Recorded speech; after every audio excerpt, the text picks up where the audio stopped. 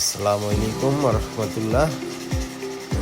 অনেকদিন পর আমরা ভাইরারা একসাথে ঘুরতে বের হলাম।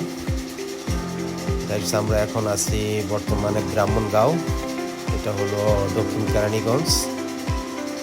তো বিকাল আর সন্ধ্যাটা আমরা এই ব্রাহ্মণগাঁওই ছিলাম। তো এখানে ঘোরাঘুরি শেষে আমরা এখন রওনা হব মোল্লা বাজারের উদ্দেশ্যে, এটা দক্ষিণ কেরানীগঞ্জ। তো গাইস, ভিডিও করা হয় নাই, আপনাদের ছবিগুলো দিলাম, আপনারা সাথে থেকে উপভোগ করুন। চারিদিক অনেকটি অন্ধকার। এখন আমরা অটোতে আছি মোল্লা বাজারের উদ্দেশ্যে।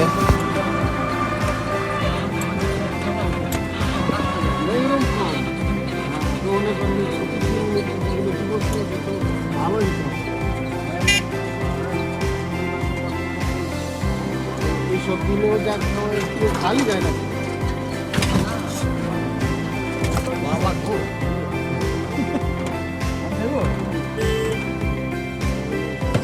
গাড়ি ফাইসে গেছে আমাদের, উঠতেছে না।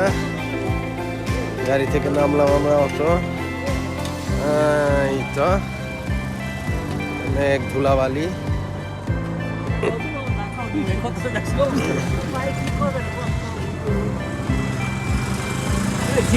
অবশেষে গাড়ি উঠলো।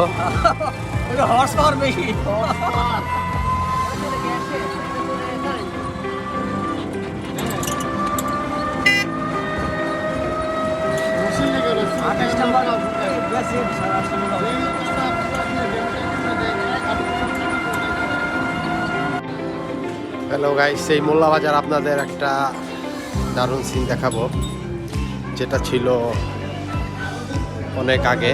সবাই মিলে একসাথে টিভি দেখা, দেখেন সবাই মিলে একত্রিত বাংলা সিনেমা উপভোগ করতেছে।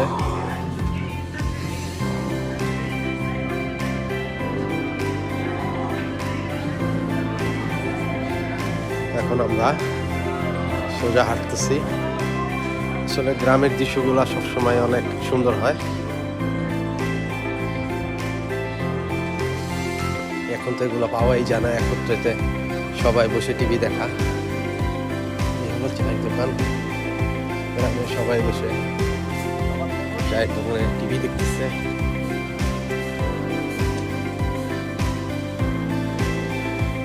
এখন অনেক শীত, গ্রামের দিকে এখন অনেক শীত, ঢাকায় তেমন একটা বোঝা যায় না। আসসালামু আলাইকুম। আমরা এখন আছি মোল্লা বাজার মিষ্টি দোকান।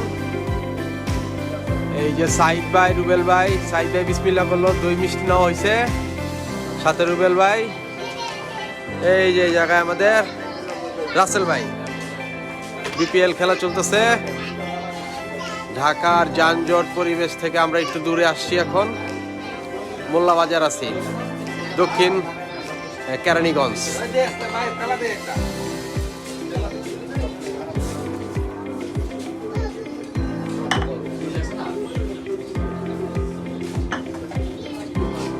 কেমন দই, কেমন সেই স্বাদ? মোটামুটি না?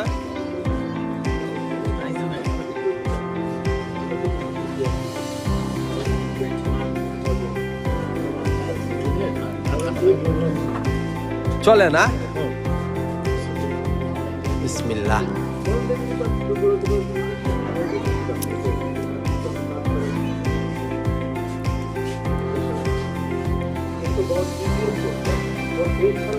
টিস্যু দিতে দিকে না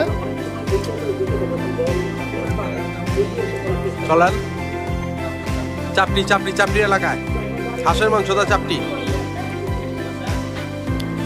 দই মিষ্টি পার্টি চলতেছে, সাইবার খাওয়া শেষ। রুবেল ভাই আছে, রাসেল ভাই, আর আমি একদম হাড়িতেই বসে পড়ছি।